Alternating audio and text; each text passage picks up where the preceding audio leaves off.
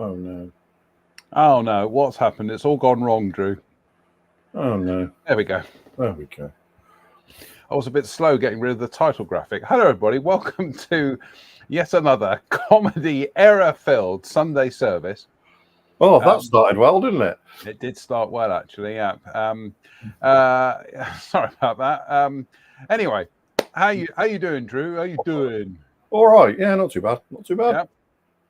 Not too bad. What's the weather been like down the other end of Somerset? Changeable, I think, is the best way of putting it. Up and down. Like gorgeous this morning, raining this afternoon. Really? Yeah, it's raining at the moment. It's just there's let's just say that even as a winter baby who likes the cold and the wet, even I've looked back at June and gone, seriously, really? It's glorious sunshine out there at the moment. I got to say, I'm just completely clagged in a cloud here. No, I'm just seeing the last of the sunshine clipping the landai down the end of the garden here, but it's it's absolutely glorious out there. Anyway, we've got a lot to get through tonight, and I know some people will be eager to go off and watch the kicky ball. I'm not going to watch it tonight. Do you know what? Brace yourselves. I'm just really not interested in it this year. Well, I mean, obviously I'm not, but I mean, that goes without saying. But yeah, I might dip in and out this evening, but no, I'm going to go as soon as we finished here. I'm going to go and do ghost stories tonight. So, to an audience of nobody. So, anyway, go on, Drew. Your brow is furrowing. I'm just reading Shane's message on the. Been in watching from good lord, watching from the hemo. All right, Shane, can we read that one out? Yeah, we'll read it out. He's published it. Shane Weir saying, watching from the hemo ward after 3 days in intensive care unit. You lot have better improved my spirits in the usual fashion. No pressure. We will do our best, Shane. We can but try, Shane. We can but try. We are trying, and trust me, Drew, we are trying. Yes. Shall we crack on with a news story tonight? Slange me bar, Drew. Slange me bar. And well, this popped out about a week ago. Clear prop models in Ukraine. What are they doing? Oh my goodness me! I like the green one. Well, I'm sure they will do decals for all the varieties of the de Havilland 88. They made 8 of them, didn't they? Sorry? I think they made 8 of them. Yes. I know, rather bizarrely,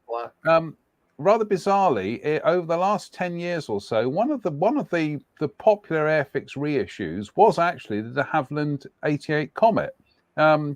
And it's because we went through all the 3 iterations of the color scheme. So we did the red, did Grosvenor House, then we did the green one, then we did the black one, and they all sold as separate kits. Anyway, we will run through these stills from Clear Prop's excellent video, and then we might run the video. What do you reckon, Drew? Should we run the video? Why not? That's okay. We'll run VT. Here we go. So I'm just calling up the right. Okay, we will run VT. Run VT. I'm running VT. Right, here we go. Make this easier next time, please, StreamYard. There we go.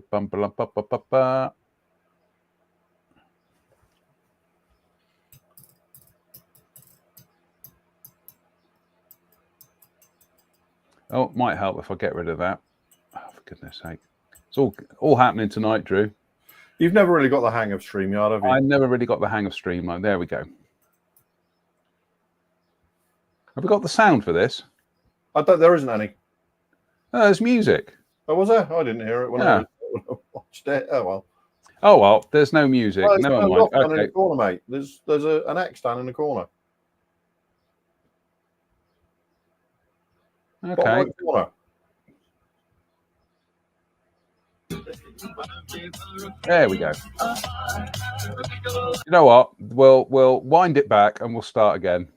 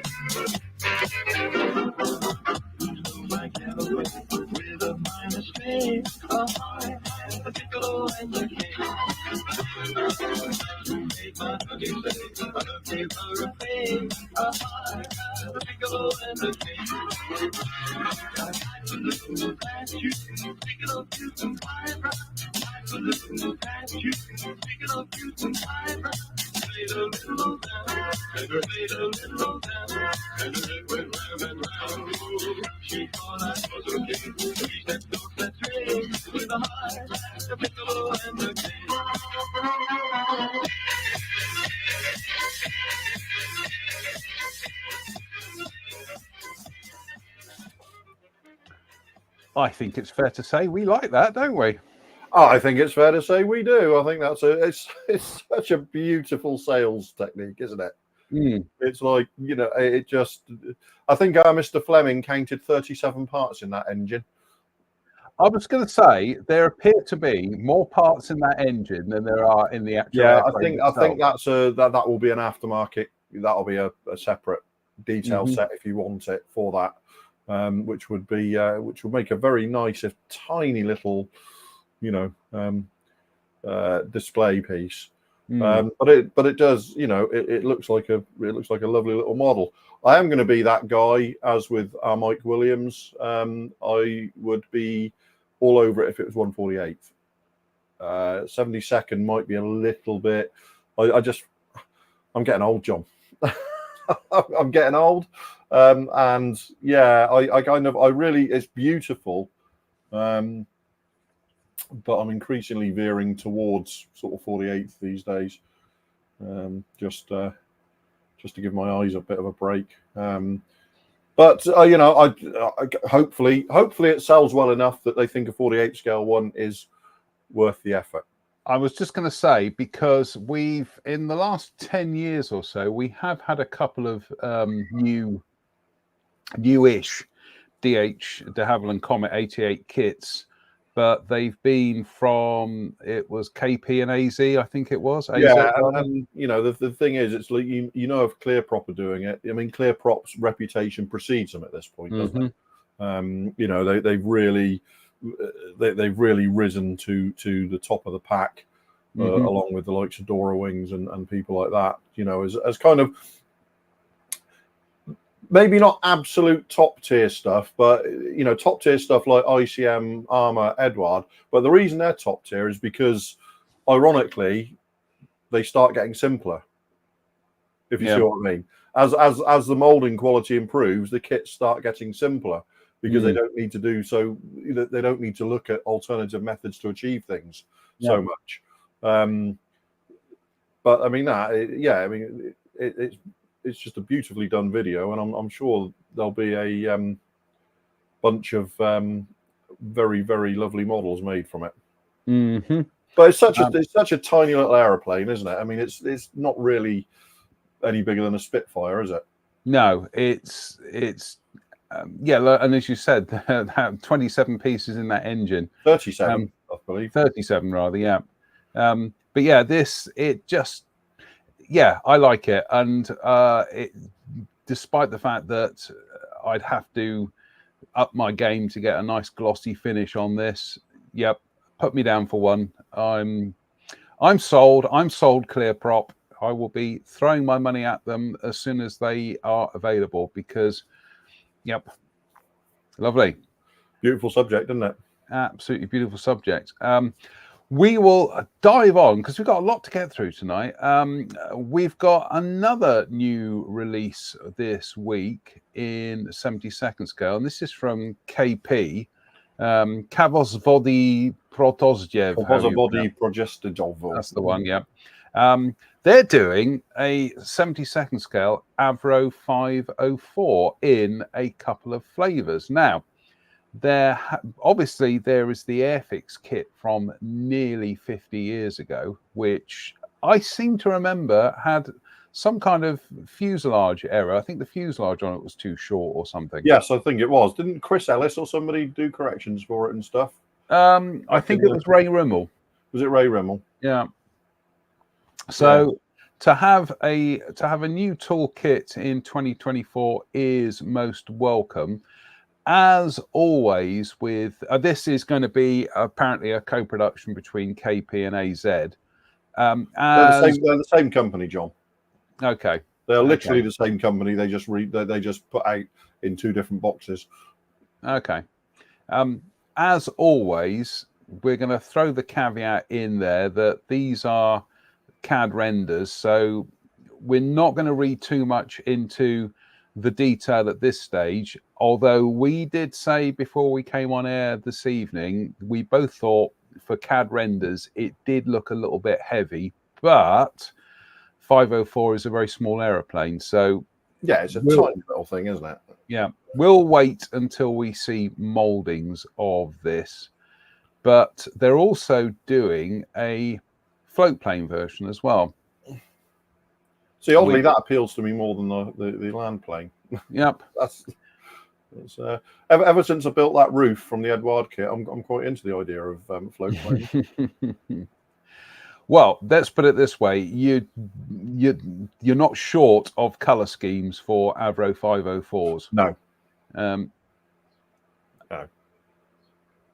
So yeah, we will as soon as this becomes available, I'm going to bag one just to see what it's like, really. But as I say, I'm not a big fan of kind of basing opinions on CAD because that can be a little bit misleading sometimes.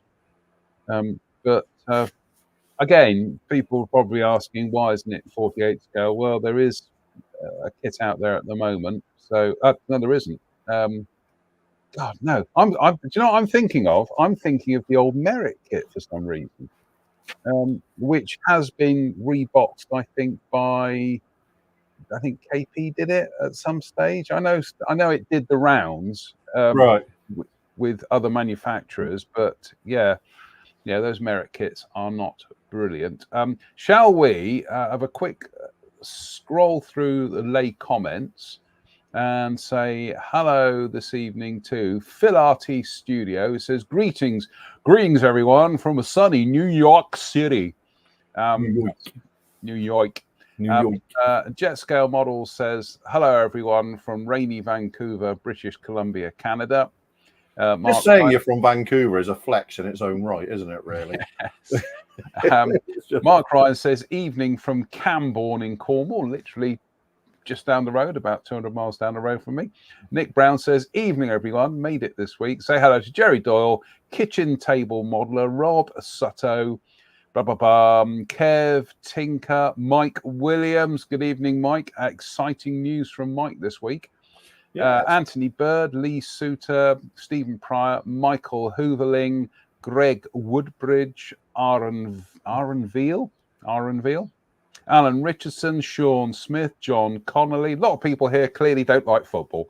Dougal McWoogle, Tony Surridge, Derek Hersey, Shane Weir. Shane, get yourself out of there, matey. We get better stop soon. Malingering in hospital is what we get. Yeah, come on. Rory's modelling page. Hello, Rory. Damien Mullen. Scrolls down. Phil. Philip Jones. We've got Phil and Philip Jones. Scrolls down. No, I think, Hobby Time. MF Doomer TV, who is currently building Das Werks 1/16 scale half track. It's huge. Steve Moores, Joseph Youngerman, watching from 35,000 feet on my commute flight home. Good internet these days, isn't it? Absolutely. And also from the States, from the States, it's Ian Hartup. Evening, gents, from I-5 rather, on the trip from California to Oregon. Ian's been hanging out with my homies from San Jose and Silicon Valley Scale Modelers. There I spent 2 weeks with back a few years ago. Many people said, say hi to Drew. Yeah. My legend didn't exactly precede me, does it? No. My legend trailed me. Says, I'd sooner watch paint dry than football. So boring. Do you know what? I'm gonna shock everybody tonight. I'm not actually watching the England game. As soon as we finished here, I'm gonna go and do ghost stories. I don't know what it is. I've just really, in the last year, I've lost my love of football for some reason, and I've discovered a love of opera, and I lost my love of football. There we go. Isn't that there we go. Ian Hartup says leg end. Yeah. Anyway, right. Shall we dive on with another kit that's coming out soon-ish, and it's Gecko, and they're jumping into 1/16 scale with a universal carrier, with something that will be about the size of a 1/35th scale M113 or something. Yeah, well, it's a tiny little vehicle, isn't it? This is the thing. I'm fairly ambivalent towards 1/16 scale. It's not something that really kind of floats my boat. However, we all have our price, and this is mine. I am a big fan of what I always call the Bren carrier. And for me, it's just a case of I've got no great interest in World War II armor, and I've got absolutely no interest in World War II German armor. So the 1/16 thing has largely passed me by. But this has my attention. Now, will I ever buy it? Doubtful. Would I build it if somebody said, "Here, build this for us"? Probably. Because it doesn't look like it'd be any more trouble than a 35th scale small, small track vehicle, does it? No, absolutely. The amount of time you could put into those Brens, the number 4s and stuff there, and that submachine gun. Yeah, you could spend hours just detailing, getting those looking suitably beaten and worn. Oh, there's no hiding with this scale to just painting rifles dark earth with with gunmetal kind of barrels. You've really got to, not got to, but you know what I mean. These really do cry out to They will have, repay careful work. yes, and graining and woodwork and everything. Yep. I've got a couple of the Tamiya universal carriers that I was given a couple of years ago, which I want to get round to building at some stage, because it's Well, there's a Thompson on vehicle that I've always had an interest in. Going back to the old days of building the the Airfix 00HO scale one with the 6-pounder gun.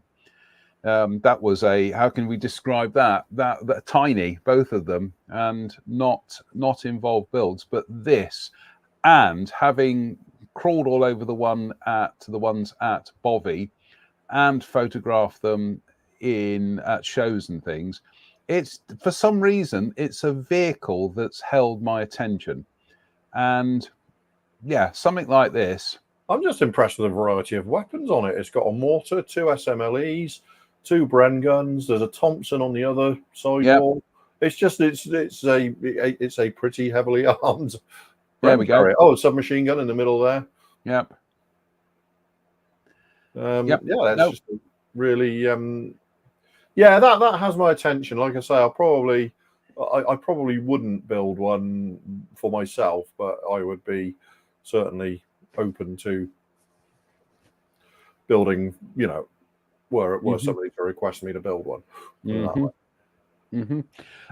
We've pretty much come up to the halfway point of the show. Shall we do an intermission and talk about our modelling projects this week? Our modelling project. Our modelling project. Yeah, because I finished one, haven't I? You have, you smart Alec. Go on. Yeah. So that's the first Sten gun. Thank you, Steve. God, I was going Sterling. No, Sten gun. Thank you. So yeah, this is the first build of the P51B from Edward that I completed this weekend. So this is due to go out to Andy at Scale Model Shed for display in his cases. So yeah, this is from the Royal Class Boxing, and superlatives. Just you run out of superlatives, really. It's just absolutely beautiful in every possible sense. Speak, John. Yeah, I'm listening. But yeah, it's people feel free to criticise how neat my invasion stripes are. Is there anything I don't like? Well, I'm still not 100% convinced by Edward's decals, and you can see where I've got a little bit of sky on the band here, and the actual sky markings, they're still not right, and that'll probably irritate me until I grab the bull by the horns and scale and spray them the proper sky color. Yeah. But most of the actual main markings on here, all the national insignia and stuff have been masked and sprayed, along with obviously all the invasion stripes are masked and sprayed, and all the detail work, the codes, serials, and the sort of unique markings are from the decal sheet. Yeah, all done with Mr. Color, and I actually finished this with Mr. Color's Super Smooth Clear number 182, I think. No, GX 114, just as a keep your hand in with different methods, I say. So whereas I'd normally use VMS, but yeah, this Royal Class Boxing, it has resin. Has a resin seat, 3D printed seat, the instrument panel, which I don't think it's difficult to show the instrument panel really, but that's one of their space 3D printed decals. Nice. And like I say, you can see the that's all, that seat and seat belts and stuff is all molded in one. The exhausts are also resin, 3D printed resin. As are the tires. John Connolly, I know you said you sprayed the main markings, but he asked, did you use kit decals? Yeah, I mean all the stencils, the obviously the codes here, because I don't like the fact they're the wrong color. The serial, the codes, all the unique markings, the kill markings, the mission markings, and the sort of unique Polish markings. They're all from the kit decals. I haven't removed the carrier film from any of these. They've just been applied and varnished over. So yeah, they were. I mean, I like them more than I used to, but I'm still less than completely convinced by them. Shall we say? Just for the printing more than anything, I still think the printing has a ways to go. But you know, I can't recommend the kit highly enough. It's absolutely beautiful. Most of that chipping on the wing roots there is done with with some of the Charisma color, AK pencils. Yep. Request from Mike Figg. He says, "Show us the gear bays." Because you masked and did yes, there we go. Yeah. Now the thing is, all the ribs, you can put them in after you've painted the wheelbase. So actually, what looks like a really complicated masking job was, you know, it's about 30 minutes worth of masking really in total, because you don't have to mask around the ribs. And then after I painted the gear bays, masked and sprayed the natural metal and the yellow zinc chromate, I was just able to drop each rib in and add a tiny dab of Tamiya extra thin at the back of each rib, and that's all it required to hold it in place. So it's actually not as insanely complex as, say, not as terribly difficult as you might think. If you had to mask up to and in between those ribs and stuff, it would be a very different sort of prospect, shall we say. Yeah. But because you can do it that way, and I thought I'd try it and see if it worked, and the kit fits so well that it's just an absolute no-brainer. They've refined the undercarriage mounting points as well on this from the D. A lot of people complain about the D mounting points. I built a few of them and never had a problem. But they've actually refined it on these, so they actually just clip into place, and then a dab of glue and you're set. And the wheels were also 3D printed for this one, so you've got that beautiful tread pattern on them. I mean, and the only fit problems of any sort were, the front where the wing joins the nose there, that had to be sort of clamped in place and a little bit of super glue run along it and filled and rescribed, but that was a 5-minute job really. But other than that, there's pretty much no filling at all on it. They've sort of chamfered the edges along the nose join there very, very slightly, so you end up with a panel join along the centre line of the nose as on the real aircraft, so you don't actually, that was just had a tiny bit of Scotch-Brite rubbed over it when it was done, and then I ran a riveting tool round to restore the rivets, and that was, it basically, John, it's just magnificently engineered. And it just absolutely just builds just fantastically. So Rory saying the gear bays were sprayed with Tamiya's AS12 bare metal silver, decanted into an airbrush, and the zinc chromate primer was just Mr. Color zinc chromate primer. So yeah, that's what I've been up to this week, and I'm yet tempted to just go straight on and build the second of the 2 kits in the box, because I really want to do the Hunter Texas for some reason. I'm just going to say, Drew, given that over the last few years we've had various paint companies have had a stab at RAF World War II colours, and especially dark green, dark green, ocean grey, medium sea grey. I'm with you. I think the Mr. Colour ones are absolutely spot on. Yeah, they're just absolutely beautiful colours. They're just, I've got no complaints about them whatsoever. And even the blue there, the Roundel blue, is 15044. It's US insignia blue, and it just it just fits, doesn't it? It just looks spot on. The red is a mixture of Tamiya XF7 red and Hull red, just to give it that slightly terracotta colour. Philip Jones says, what are the holes in the bottom of the main wheel tyres? Phil, they're just holes that I drill just to mount them on toothpicks while I paint them and weather them. That's all that is. And obviously it sits at the bottom when you put the aircraft down, and they're invisible. But yeah, I'm really quite pleased with the way that came out in the end. That's come out pretty nicely, I think, overall. I like the fact that I assembled the prop and I forgot to weather the back half of the prop of the spinner. And then I looked at it when it was done. I thought I quite like that effect.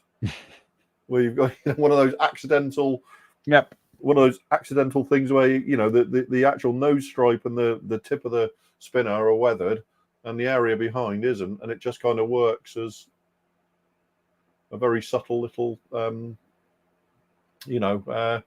very subtle thing. And so that's been my week. And the only other thing I've been doing is I've been learning how to bulge tires in Blender. So the tires are designed in Fusion 360 and then are bulged in Blender to give an accurate bulge. So I'm currently going two colours. Oh, it's a separate hub. Right, I'm with you. Yeah. No, that's because that's painted. That's right. That's how they look. Sort of. I just painted them to show somebody what they look like painted up. So yeah, if anybody's that's Vigilante wheels, by the way. Just the Vigilante wheels I did for the 72nd scale kit earlier this year. Which may be coming to a resin manufacturer. Well, yeah, I mean, I'm not sure what the market will be for Vigilante wheels at this point, but if our friendly local resin pusher wants them, he's obviously more than welcome to them. So. Yeah. Well, meanwhile, I have been messing around in the workshop today, and I put down it's the beginning of a weathering coat on the Airfix Quick Build Sherman Firefly. This is purely just to kind of like key it in so that I can go in there with another coat of the green and just blend everything together. Yeah. I've also just noticed that I haven't dealt with that seam there. Goodness me. Amateur hour. Look, there's a seam. Come on. I know. Just there. I apologise for my nails, by the way. I've been doing gardening today, so. But what I'm going to do, so obviously, I'm going to fix that. But the plan with this is I'm going to keep it fairly simplified. And I'm going to tone all this back with another coat of olive green so that it just blends it in a bit more. Then the tracks. As you can see, I have been applying mud textures to the wheels and the hull there. The tracks, I'm just going to blitz them, everything, with a coat of dark earth. I'm not going to bother picking out, not going to bother trying to paint the tracks in a metallic color or anything like that.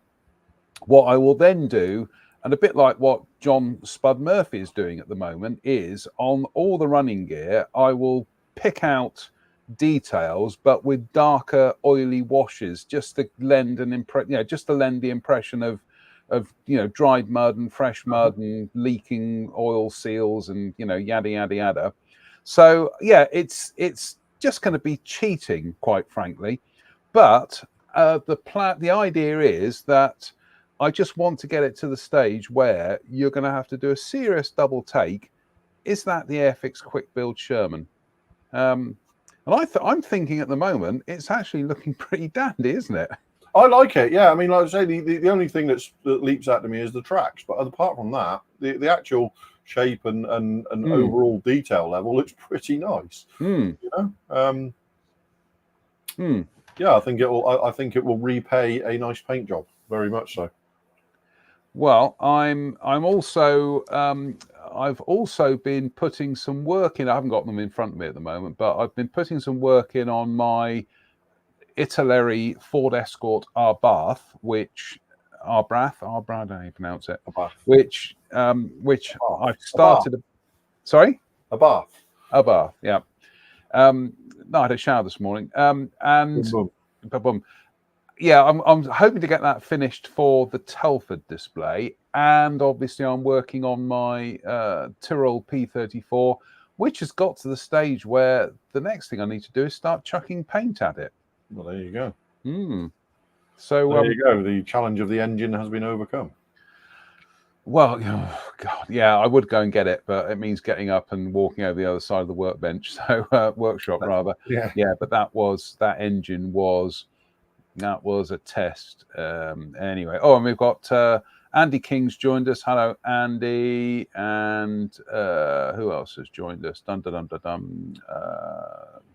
I think Mr. Andrew Hill's joined us a while back as well. Anyway, shall we scout on with more news? And here is another new release. This is from Border. And you see, I like the look of this because it's completely out of the ordinary. It's an 88 gun on an SSYS wagon. It might be me, but that 88 looks kind of lost in that wagon. I thought the 88 was bigger. Well, it does look kind of out like almost a different scale. I'm sure it's right, but it's really. I thought it was bigger.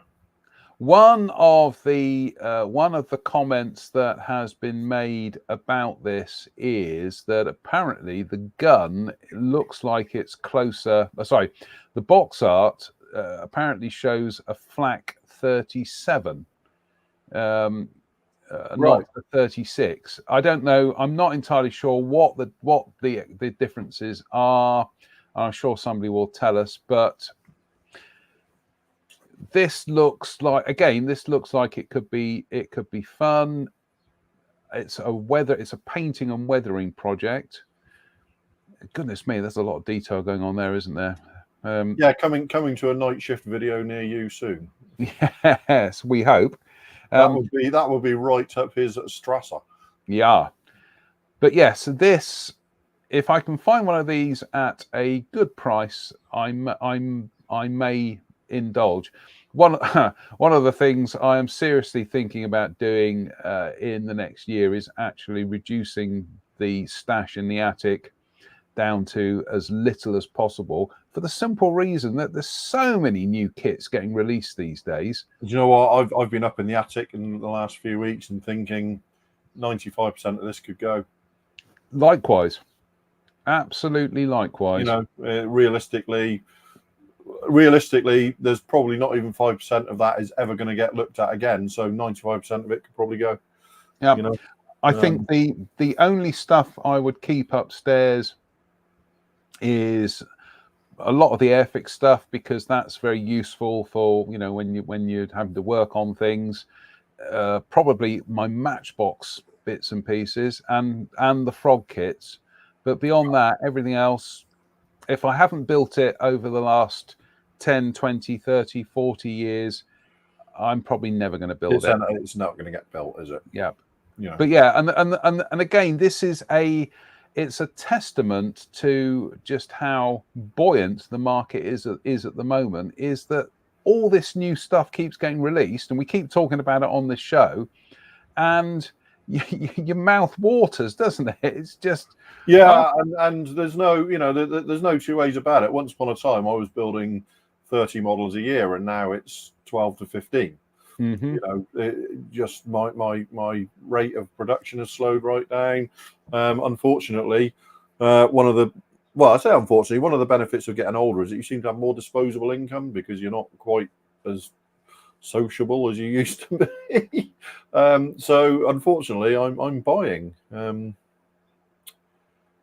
Yeah, I'm still buying at a rate or increased rate even, because everything is built up here. Everything I've ever bought is built in here.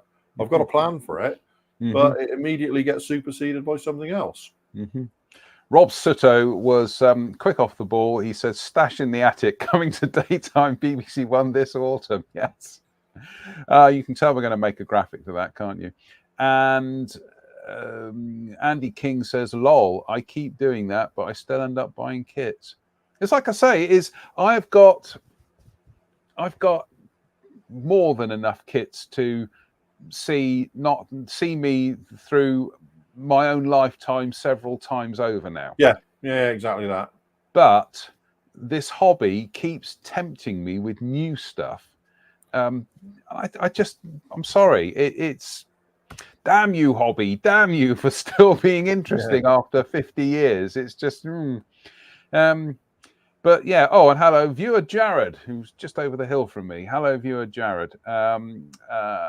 And Steve Moores says they'll even collect your. He's talking about Veteranus auctions. There are one of the online model retailers, and I think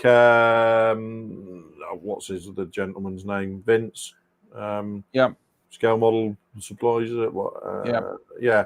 He'll do the same. He will come. He will drive down to collect your stash if you want to sell it as well. And I think King Kit do as well. So yeah. My stash is now 200 plus. Oh, that's so cute. Bless. Oh, I know. I just Anyway, shall we dive on? Goodness me, we've been efficient tonight, Drew. We're down to the last item for this evening, and it's an interesting one, as befits the interesting modelling company. It's ClearProp again, and ClearProp are doing in 1/48 scale the I've lost it off the thing here. Culver. The Culver PQ-14A drone.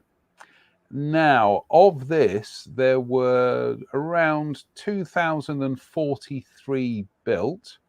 It first flew in 1942, so this is actually a wartime drone aircraft.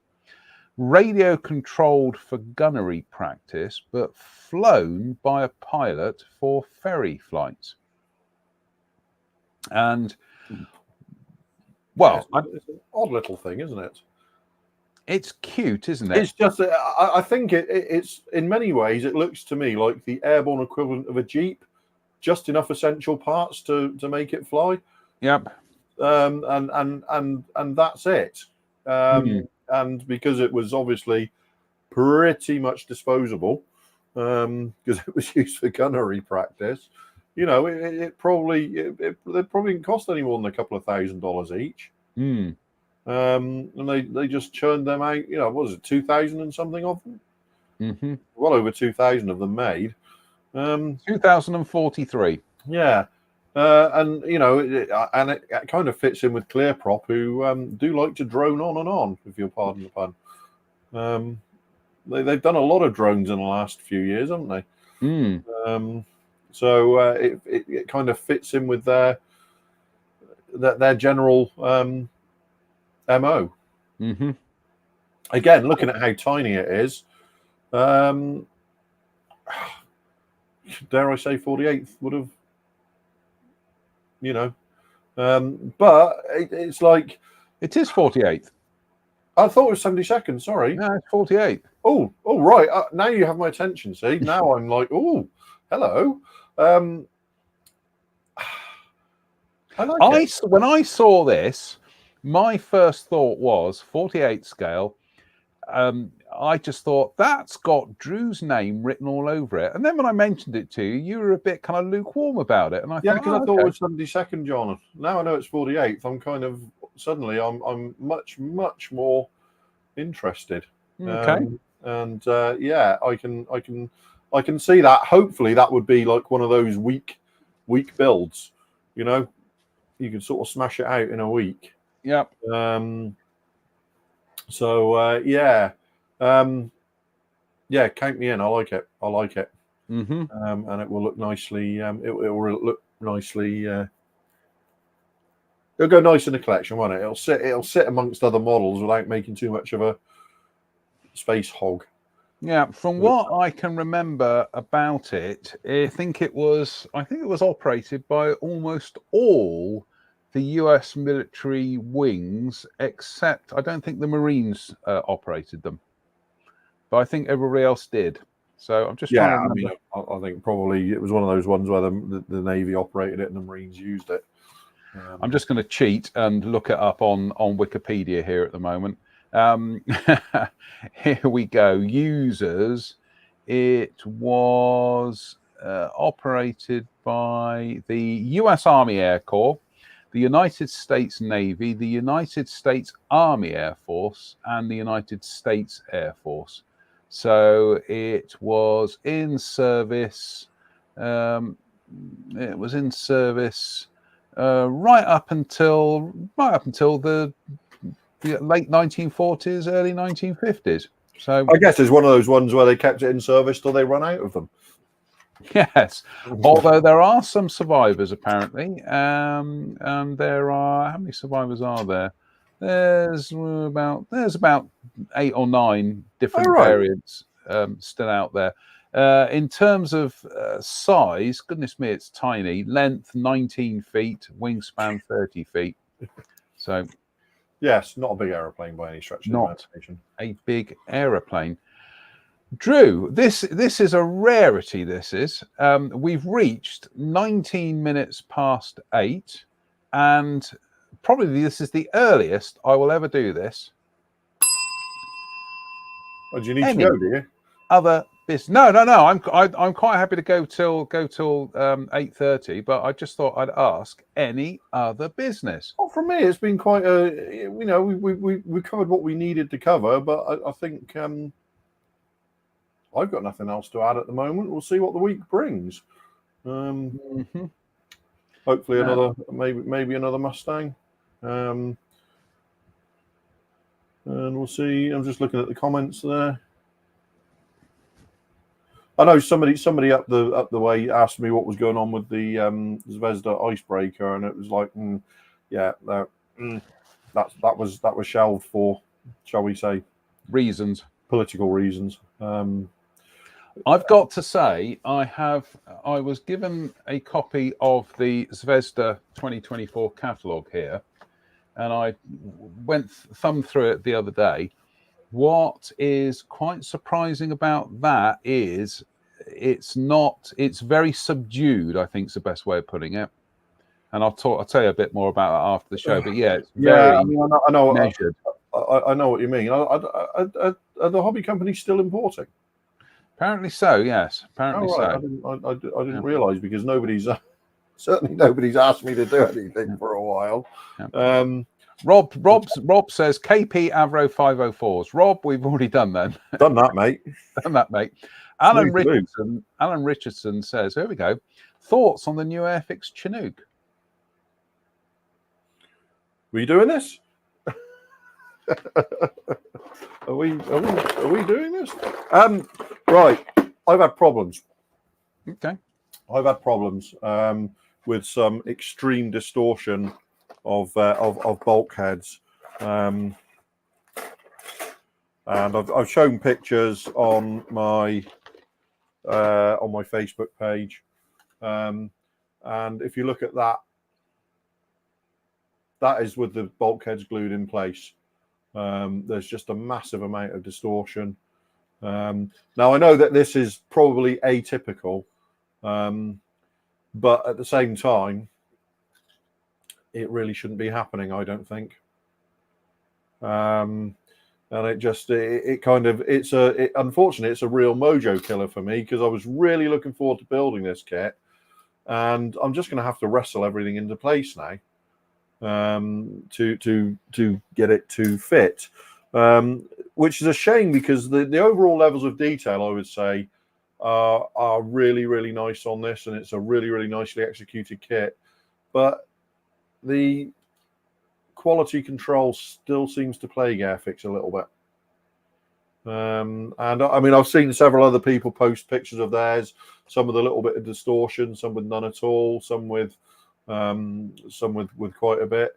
And I know people are going to say, yeah, but it's going to be a rare problem. But you know, you're seeing these problems with Airfix kits quite commonly in quite a small subset of people, which kind of makes me wonder how widespread it is, because most of the people who are going to encounter these problems aren't going to be on these forums, aren't going to be on these pages, aren't going to be tuning into this.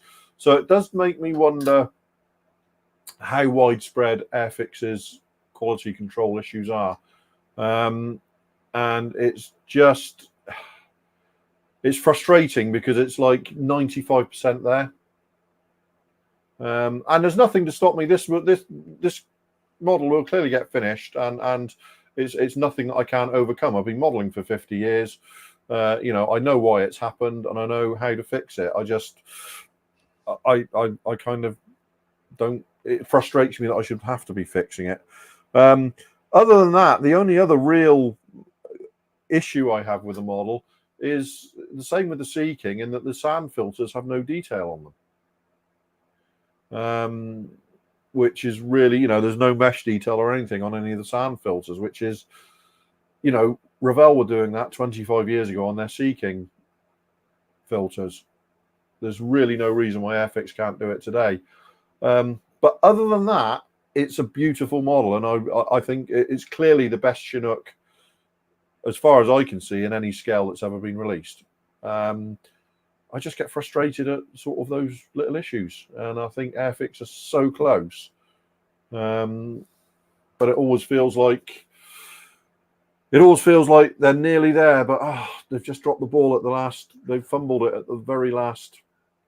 Steve Moores asks, one of their own or an Academy design? No, Steve, that's all Margate. That so that's all Margate. So I mean, the issue with the distorted bulkheads is a quality control issue, which is, you know, well within their purview to remedy. And the issue I've got with the sand filters is just one of those little, really, come on, you can do better than this. Which again is entirely within their purview, because you can see the other detail on the model is fine enough that there's absolutely no issue. There's absolutely no reason why they shouldn't be detailing the mesh on things like the sand filters.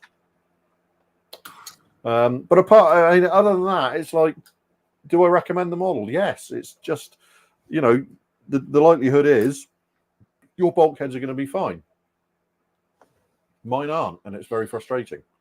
And I've seen others that aren't as well. So it's, you know, but still, I think it's worth the money, and I think it's a great model. I just get frustrated that these things happen. Fair comment. I'm just going to dive. There we go. P34 engine. Oh my goodness me, that was fun. And I still haven't quite kind of like, I think I've got most of the bits that are what's gunmetal, what's matte black, what's semi-gloss black, what's fully gloss black. But yeah, and also doing all that wiring and everything. It was, yeah, you've got to do, I think sometimes, Drew, as modelers, we've got to do these things just to stretch ourselves. Otherwise, we're just going to be building the same stuff all the time. And I like to venture out into cars because it takes me out of my comfort zone. And yeah, so this, and I've got that big 1/12 scale Tyrrell to build for Russ at Jadlam. So that's going to be interesting. But yeah, there we go. That might, you know, that the engine and stuff will be easier in 1/12, won't they? Yeah, should be. Yeah, it should be. It's mental. It's just, I mean mental as in it's a mental block.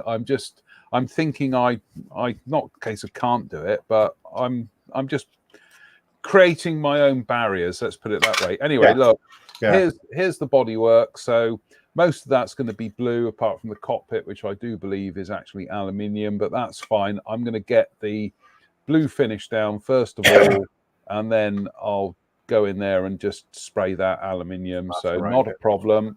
Yeah.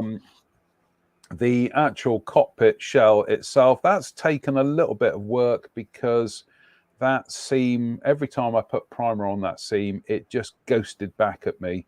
So yeah, so we've really had to kind of like go at that. But again, your friend is your Infinity sanding sponge. And have you got any of these yet, Drew? Yeah, I've got a complete set. Yeah, well done. Excellent. Good man.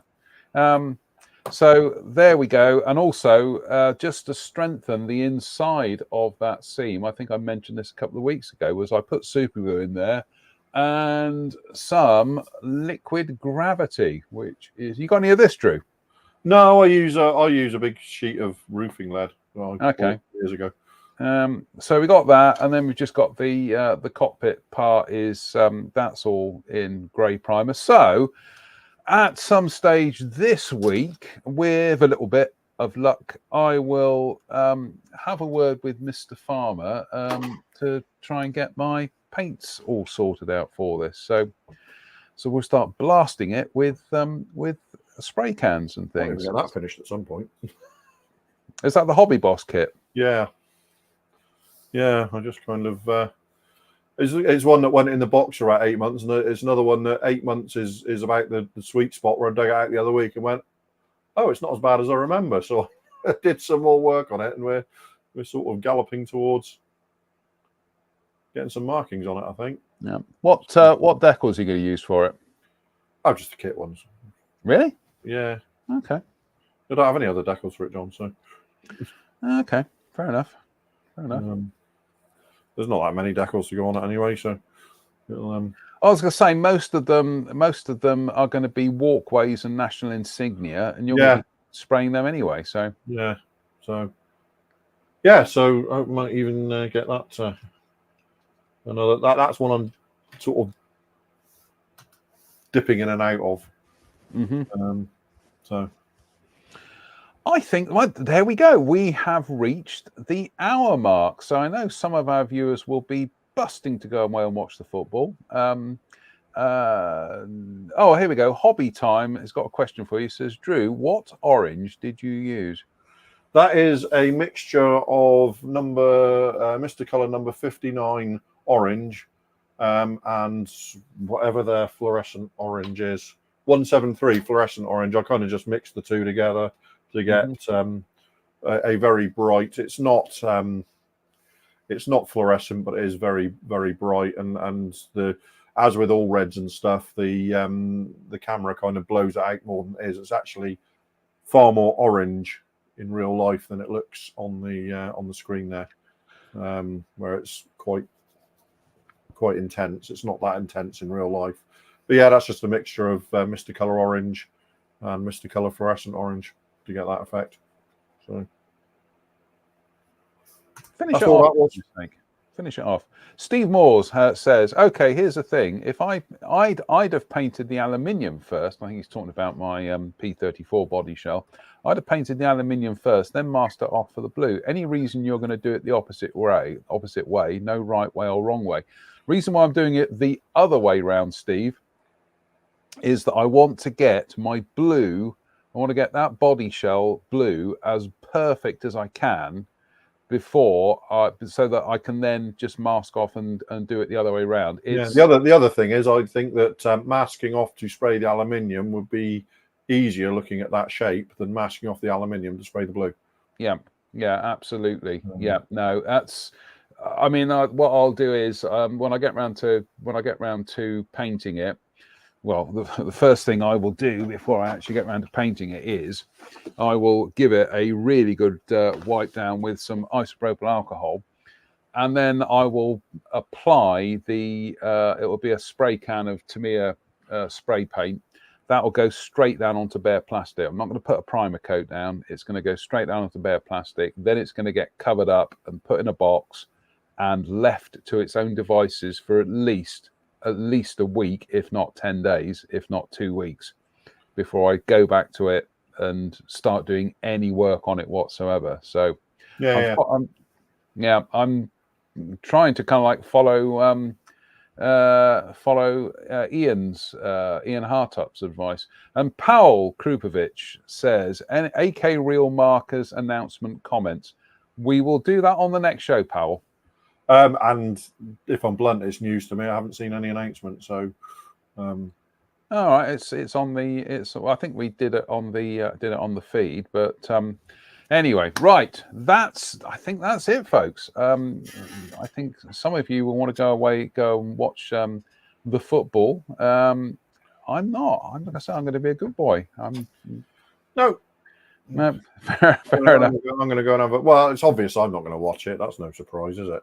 You've listened to it in the past, haven't you? Yeah, I've occasionally listened to it on a wintry Saturday afternoon while I'm modelling in here. I'll sometimes just have it on in the background, just as something to. Yeah, no. I'm not averse to that. It kind of there's a certain very Britishness about it, isn't there? Having the football on the radio in the afternoon while you're doing something else. Yeah. So I think it's more of evoking a feeling than being interested in the football, if that makes sense.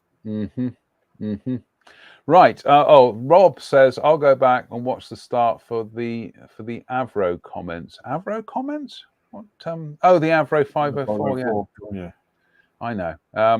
And Roy Sutherland says, speaking of Ian, talked with him yesterday at the model shows in San Jose, California. Lovely guy. Oh, don't encourage him. Don't encourage him, Roy. Really, Roy's a lovely guy, though, isn't he? He really is. Yeah, he's a top bloke. Anyway, folks, right? Shane, sort your act out. Get out of hospital. Come on. Yeah, get out of hospital. I'm. Yeah, absolutely. Stop maling. I mean, the only thing is, Shane, that you being in hospital has actually sort of distracted John. Come on.